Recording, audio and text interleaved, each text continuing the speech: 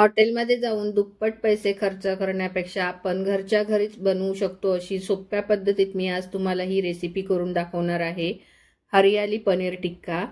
तर बघा किती छान आणि सुंदर अशी ही रेसिपी आहे।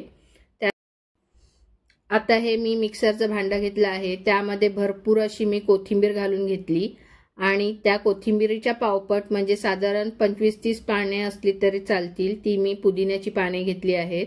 10-1 लसूण पाकळ्या आणि 1 आल्याचा तुकडा आणि 2 हिरव्या मिरच्या चवीनुसार। म्हणजे पहिला मी हे अर्धा चमचाच मीठ घालून घेतलं आहे। हे मीठ घातल्यानंतर हे आपल्याला बारीक करून घ्यायचं आहे मिक्सरला फिरवून। आता हे बारीक चांगलं करून आणलं आहे, त्यामध्ये मी बिलकुल सुद्धा पाणी वापरलेलं नाहीये। आता ही मिक्सरला फिरवून घेतलेली पेस्ट मी एका बाउलमध्ये काढून घेते। ही सर्व बाउलमध्ये काढून घेतली आहे पेस्ट। त्यामध्ये आपल्याला दही घालून घ्यायचं आहे। हे अर्धा कप मी दही घेतलं आहे। हे दही आपल्याला चाळणीवरती निथळत ठेवायचं आहे, म्हणजे त्यामधलं सर्व पाणी काढून टाकायचं आहे। आता पुन्हा मी त्यामध्ये थोडंसं म्हणजे पाव चमचाभर मीठ घालून घेतलं, पाव चमचा हळद, अर्धा चमचा धणेपूड, अर्धा चमचा जिरेपूड।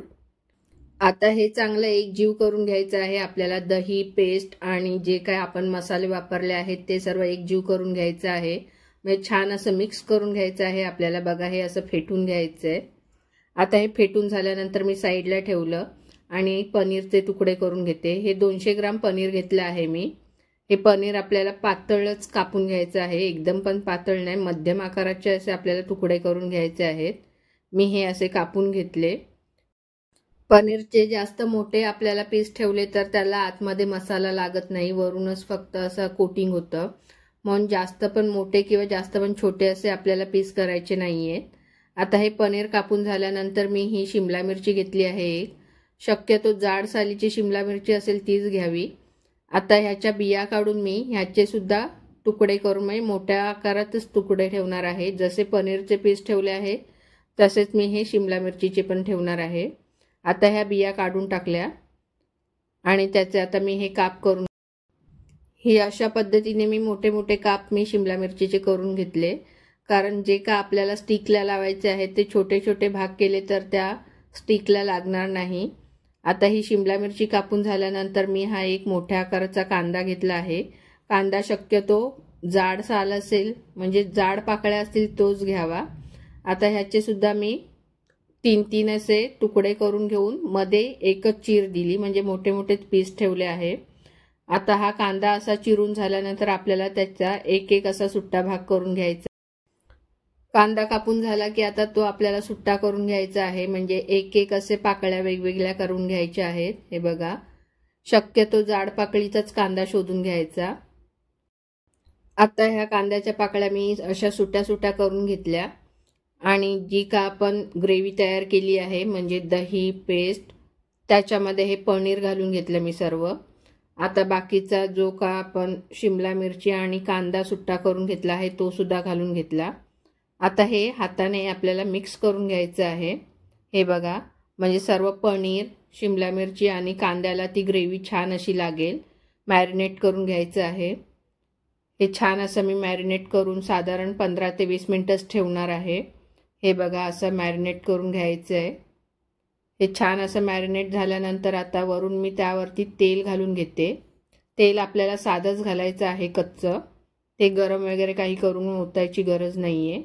आता हा 1 चमचा भरून मी हे तेल घालून घेतलं त्यावरती आणि पुन्हा हे एकत्र करून घेते मी, म्हणजे मिक्स करून घेते छान।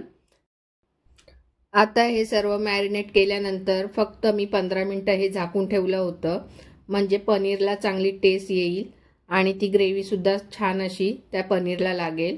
आता 15 मिनिटानंतर हे अशा मी लाकडी स्टिक घेतल्या आहे।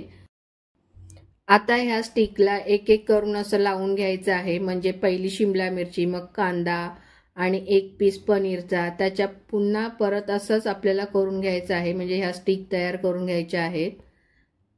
आणि जर का माझ्या तुम्हाला रेसिपी आवडत असतील तर नक्की माझ्या चॅनलला लाईक करा, शेअर करा आणि सबस्क्राईब करा। ह्या अशा प्रकारे मी ह्या सर्व स्टिक तयार करून घेतल्या, म्हणजे पनीर शिमला मिरची आणि कांदा यांचे लेयर लावून घेतले त्या स्टिकमध्ये।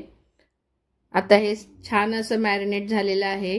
हे तयार होईपर्यंत मी गॅसवरती पॅन गरम करत ठेवलेला आहे। बघा त्याचा कलर सुद्धा किती छान दिसतो आहे आणि त्याची चव सुद्धा खूप छान येते। खरंच अशा प्रकारे जर का आपण घरीच असे पदार्थ बनवले तर हॉटेलला जाऊन पैसे घालण्याची काही सुद्धा गरज नाही। कमी खर्चात चविष्ट असे पदार्थ आपण घरच्या घरीच बनवू शकतो। तर हा पॅन गरम झालेला आहे, त्यामध्ये मी 1 चमचा भरून तेल घालून घेतलं। हे तेल सर्व तव्याला म्हणजे पॅन मध्ये मी लावून घेतलं सर्व बाजूने। आता त्यावरती ह्या अशा स्टिक ठेवायच्या आहेत। बघा एक एक करून मी ह्या स्टिक ठेवल्या। तेल सर्व तव्याला लावून घ्यायचं आहे म्हणजे पसरवून घ्यायचं। आता त्यावरती ह्या मी स्टिक ठेवल्या आणि जे का तेल साईडला आहे ते सुद्धा मी थोडं थोडं करून असं पॅन मध्ये फिरवून घेतलं। गॅस मध्यम ठेवूनच आपल्याला हे भाजून घ्यायचे आहे। जास्त फुल गॅस ठेवला तर त्याची ग्रेव्ही म्हणजे जी का वरती लावलेली आपण पेस्ट आहे ती सर्व तव्याला चिकटून जाईल। आणि हे असे एक एक करून स्टिक आपल्याला फिरवून घ्यायचे आहे म्हणजे चारी बाजूने आपल्याला ते छान असे भाजून घ्यायचे आहेत। साधारण हे पनीर टिक्का तयार करण्यासाठी 15 ते 20 मिनिटे लागतात। बघा असा कलर येईपर्यंत आपल्याला हे भाजून घ्यायचे आहेत परतवून म्हणजे स्टिक आपल्याला फिरवत राहायच्या। चारी बाजूने छान असा कलर येईपर्यंत आपल्याला भाजून घ्यायचे आहेत। त्याचा कलर चेंज झाल्यानंतर मी गॅस बंद केला आणि हे आपले तयार झाले। बघा हरियाली पनीर टिक्का एकदम सोप्या पद्धतीत चविष्ट आणि खूप सुंदर अशी रेसिपी घरच्या घरीच तयार करा आणि त्यासोबत पुदिन्याची हिरवी चटणी खूप छान लागते। तर नक्की तुम्ही सुद्धा ही रेसिपी घरी ट्राय करा, हरियाली पनीर टिक्का।